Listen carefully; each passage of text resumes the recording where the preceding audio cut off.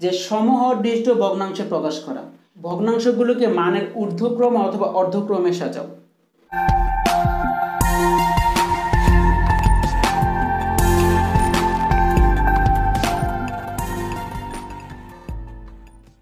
যে সমহর বিশিষ্ট ভগ্নাংশে প্রকাশ করা, তাই দুই বা ততোধিক ভগ্নাংশের মধ্যে সমহর বিশিষ্ট ভগ্নাংশে প্রকাশ করতে বলা হলে আমরা কিভাবে সমহর বিশিষ্ট ভগ্নাংশে প্রকাশ করব।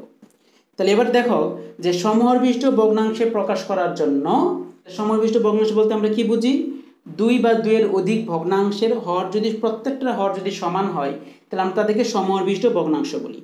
যেমন ধরে নাও 3/5, 7/5, 8/5, 9/5, প্রত্যেকটা ভগ্নাংশ কিন্তু দেখো নিচে 5, হরে 5, 5, 5, তার মানে কি ওরা সমহর বিশিষ্ট ভগ্নাংশ। একইভাবে ধরো তোমার 7/12, 8/12, 25/12, 24/12, ওরা প্রত্যেকটা কিন্তু কি সমহর বিশিষ্ট ভগ্নাংশ। আচ্ছা, আমরা এবার একটা, তাহলে এখানে সমহর বিশিষ্ট ভগ্নাংশ প্রকাশ করার জন্য তিনটা ধাপ মনে রাখতে হবে। প্রথম ধাপটা হলো যে ভগ্নাংশের হরগুলো লসাগু নির্ণয় করতে হবে। যে ভগ্নাংশ দেওয়া থাকবে সেই ভগ্নাংশগুলোর হরের কি করতে হবে, লসাগু নির্ণয় করতে হবে। দ্বিতীয় ধাপের কাজ হলো লসাগুকে প্রতিটা ভগ্নাংশের হর দ্বারা ভাগ করতে হবে। লসাগুকে প্রতিটা ভগ্নাংশের হর দ্বারা কি করতে হবে, ভাগ করতে হবে। তৃতীয় ধাপের কাজ হলো ভাগফল দ্বারা প্রতিটি ভগ্নাংশের লব ও হরকে গুণ করতে হবে। আমরা যে ভাগফলটা পাবো সেই ভাগফল দ্বারা কি করতে হবে, প্রতিটি ভগ্নাংশের লব ও হরকে গুণ করতে হবে। এখানে একটা অঙ্ক দিয়েছে, দিয়ে বলে দিয়েছে ওরা যে এতকে সমহর বিশিষ্ট ভগ্নাংশে প্রকাশ করো। তাহলে আমরা কিভাবে সমহর বিশিষ্ট ভগ্নাংশে প্রকাশ করব? তাহলে আমাদের প্রথম ধাপের কাজ হলো 5, 10, 40 এর লসাগু নির্ণয় করা। আমরা এখানে লসাগু নির্ণয় করলাম কত, 40। দ্বিতীয় ধাপের কাজ হবে কি, লসাগুকে প্রত্যেকটা ভগ্নাংশের হর দ্বারা ভাগ করা। তাহলে প্রথম ভগ্নাংশ হরে কত আছে, 5, তাহলে 5 দ্বারা 40 ভাগ করলে কত পাবো আমরা, 8। তৃতীয় ধাপের কাজ কি ছিল, যে ওই ভাগফল দ্বারা প্রত্যেক ওই ভগ্নাংশের লব এবং হরকে গুণ করতে হবে। তার মানে 8 দ্বারা তুমি 2কেও গুণ করতে হবে, আবার 5কেও গুণ করতে হবে। আমরা দেখি, সুতরাং 2/5 সমান কি লেখা যাবে, 2/5, 2 গুণন 8/5 গুণন অর্থাৎ 16/40।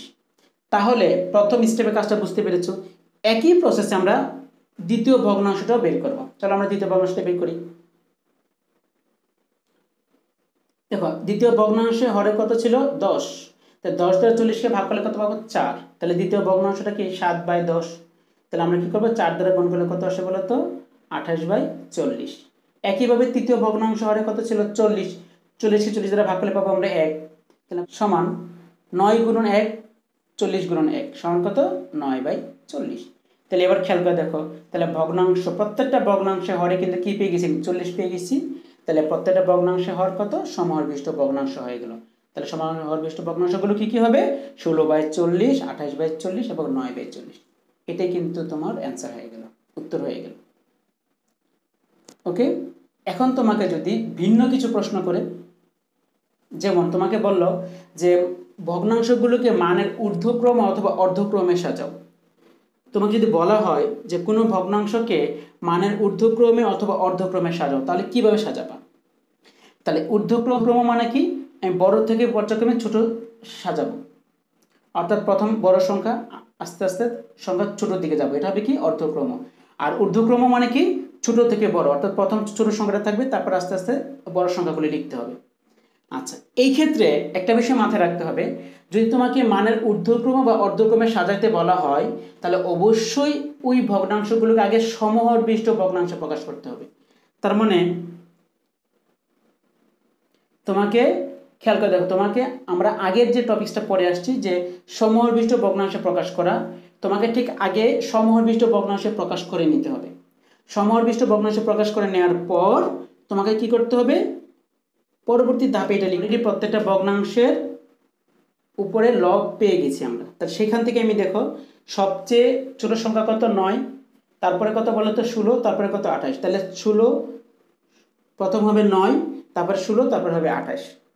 তাহলে এখন যদি আমরা এটাকে 40 দ্বারা ভাগ করে দিই তাহলে কি হয় দেখো তো, 9/40, 16/40, 28/40।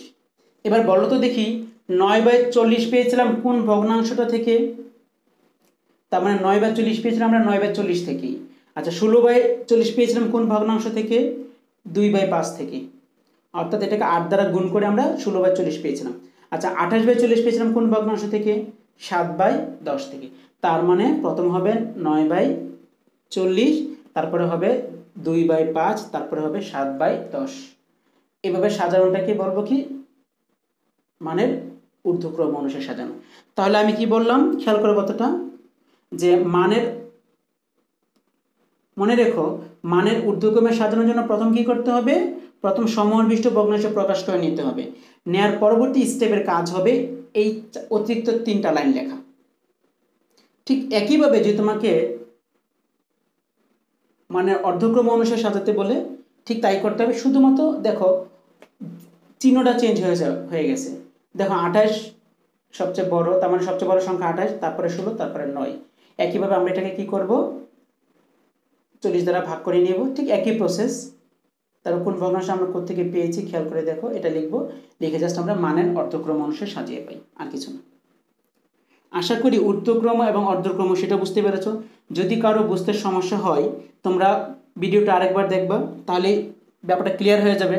তারপরও যদি তোমাদের বুঝতে সমস্যা হয় অবশ্যই আমাকে কমেন্টস করে জানাবা, আমি তোমাদেরকে পরবর্তীতে সেই কমেন্টসের উত্তর দিয়ে তোমাদেরকে যদি কোনো কনফিউশন থাকে তোমাদের, সেটা ইনশাল্লাহ আমি ক্লিয়ার করে দেব।